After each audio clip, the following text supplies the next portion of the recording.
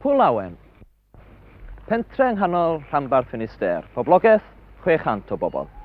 Dwi'n credu gwelwch chi enwi'r lle yma mewn unrhyw lyfr taith, dos na fawr ddim o bwys neu o ddiddordeb arbennig ar gyfer yr ymwelydd cyffredin. Eglwys y prwy o'r 11 ganrif ar 15 yn ddigon llwm a diaddurn o'r tu allan, clwstwr o 2 bychen, ac i bob un i nodwedd arbennig y cymeriad diddorol yma sydd na hyd y gwela i bob tŷ Llydewig.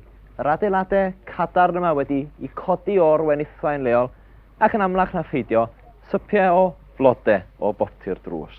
Fe ath Llydawr, ropas hemon gwr sydd wedi bod yn byw yn Nilyn ers 20 mlynedd bellach, oherwydd fod wedi cael ei alltudio gan y Llywodraeth Ffrengig, fe ath o ati drio cymharu tre yng Nghymru a tre Llydewig. Mwyn gwneud hyn, mi ath ar ymweliad â Llanelli yn y 30au cynnar, ac wedi dod o'na fe sgwennodd o lyfr ar Gymru. Yn y llyfr mae'n dweud rhywbeth fel hyn. Yn Llanelli mae Lloegr, rhes ar o'r rhes o 2 brics cochion a'i ffenestri unffurf.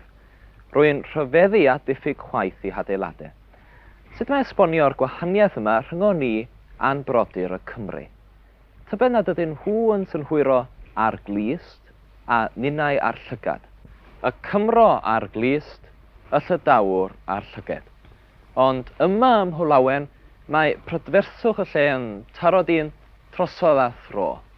Ond y tu nôl i'r glendid syml a hynafol yma, mae yna arwyddion pendant nad ydy popeth yma ddim yn dda.